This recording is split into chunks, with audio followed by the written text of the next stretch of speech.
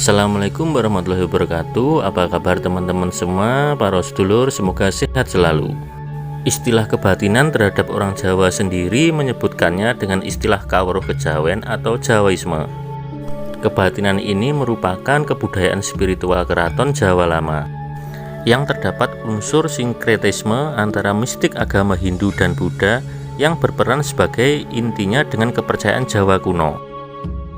Metafisika atau sangkan paraning dumadi merupakan suatu dasar konsepsi yang dapat membentuk tesis mistik, moral, dan ilmu gaib atau okultisme.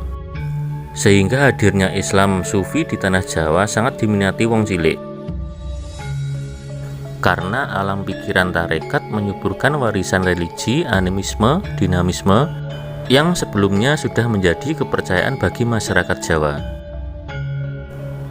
terutama orang Jawa yang hidup di daerah pedesaan dan pesisir. Keyakinan orang Jawa yang telah mengenal Islam terhadap Tuhan sangatlah mendalam, dan hal itu dituangkan dalam suatu istilah sebutan, yaitu Gusti Allah ingkang Maha Kuwaos. Konsep keagamaan mengenai Tuhan dalam kejawen dilambangkan atau dikemas dengan penuh filosofi sebagai Dewa Ruci. Diadopsi oleh para pemimpin keagamaan cendekiawan selama masa kekuasaan Islam yang masuk ke Pulau Jawa, yang menulis kasusastraan Jawa dengan unsur-unsur agama Islam di Mataram antara abad ke-16 dan abad ke-18. Kasusastraan ini terdiri dari serat Centini, Primbon, dan Sulu.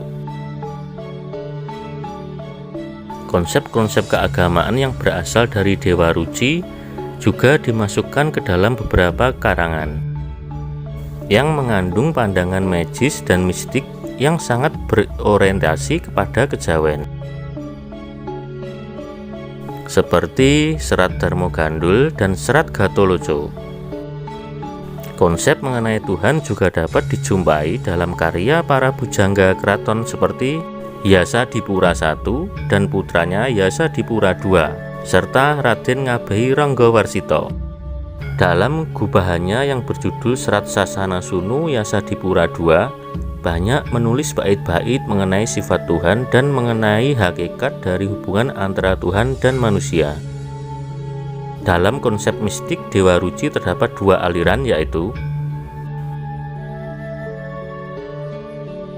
pandangan tentang Tuhan yang menganggap Tuhan sebagai tak terbatas dan sebaliknya dapat berbentuk kecil yang terdapat pada diri manusia.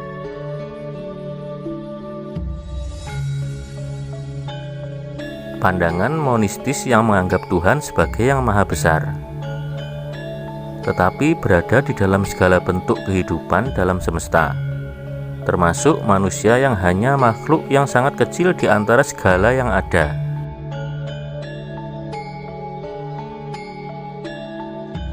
Kedua macam pandangan ini mempunyai perbedaan pokok dalam pandangan Islam ortodok yang sifatnya monoteistis, yang menganggap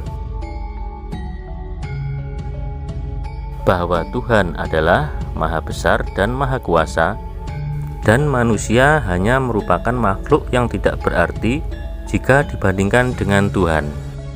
Metafisika dalam pandangan hidup Jawa di dalam renungan filsafat Nusantara Indonesia, terutama filsafat Jawa, konsepsi mengenai ada bukanlah diperoleh melalui penalaran rasio, melainkan melalui pengalaman atau penghayatan batin, inner experience. Filsafat Jawa sendiri yaitu pengetahuan atau filsafat yang merupakan sarana untuk mencapai kesempurnaan.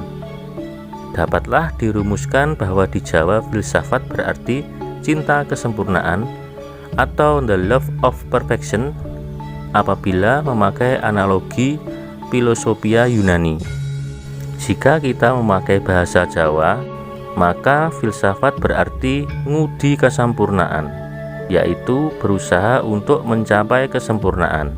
Sebaliknya, apabila filosofia Yunani dibaca dengan bahasa Jawa menjadi ngudi kawicaksanaan, pencarian manusia untuk mencapai kesempurnaan terkait kesadaran akan eksistensinya di dunia. Manusia mencurahkan seluruh eksistensinya, baik jasmani maupun rohani, untuk mencapai tujuan itu. Usaha itu dilakukan dengan sebuah pertanyaan-pertanyaan yang menggelisahkan dengan menanyakan, siapakah diri kita sebenarnya, dari mana asalnya, dan kemana akhirnya. Kegelisahan itu bukan hanya seputar pada pertanyaan-pertanyaan eksistensi dirinya, tetapi juga terus berlanjut dan tanpa batas akan hakikat segala sesuatu yang ada di alam semesta. Ungkapan tentang ada dalam semesta, Tuhan, manusia, merupakan hasil pemikiran, pengalaman, dan penghayatan manusia yang termasuk dalam kajian metafisika. Alam semesta dan manusia merupakan satu kesatuan berupa makrokosmos dan mikrokosmos. Pemikiran filsafat tadi bertolak dari eksistensinya manusia dan alam dunia sebagai wujud nyata yang dapat ditangkap dengan panca indera, yang pada akhirnya melalui sebuah pemikiran dan penghayatan yang lebih mendalam sampai pada sebuah hakikat, yaitu dari mana dan kemana semua wujud di alam semesta ini berawal dan berakhir. Pencarian manusia ini akan berakhir hanya dengan wikan, weruh, atau dalam istilah filsafat Jawa, mengerti akan sangkan paraning dumadi, yaitu bahwa manusia dan segala yang ada di alam semesta ini adalah ciptaan atau berasal dari Sang Maha Pencipta, Tuhan yang Maha Esa, dan semuanya akan kembali ke asal. Inilah kenapa banyak tokoh Jawa yang memiliki latar belakang ajaran Jawa ini mampu berjalan sebagai pemimpin, raja, atau bahkan menjadi pemomong para pemimpin.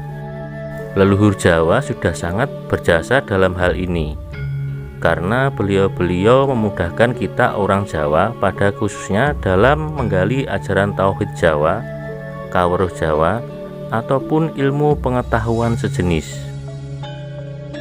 Lantas, pandangan tentang ilmu kejawen sangat tidak tepat apabila disamakan dengan ajaran orang-orang klenik ataupun perdukunan. Pandangan semacam itu muncul dan mereka menilai orang-orang yang memiliki ajaran ini hanya dari penggunaan bahasa dan budayanya saja, atau hanya dari cara berpakaian saja, tanpa melihat dan memahami isi dari ajaran luhur Jawa ini. Dan perlu diketahui, ajaran ini akan lebih menguatkan orang Jawa dalam berkehidupan apabila diamalkan dengan baik dan benar. Sekian ulasan kali ini, semoga bermanfaat bagi sedulur semua. Terima kasih. Wassalamualaikum warahmatullahi wabarakatuh.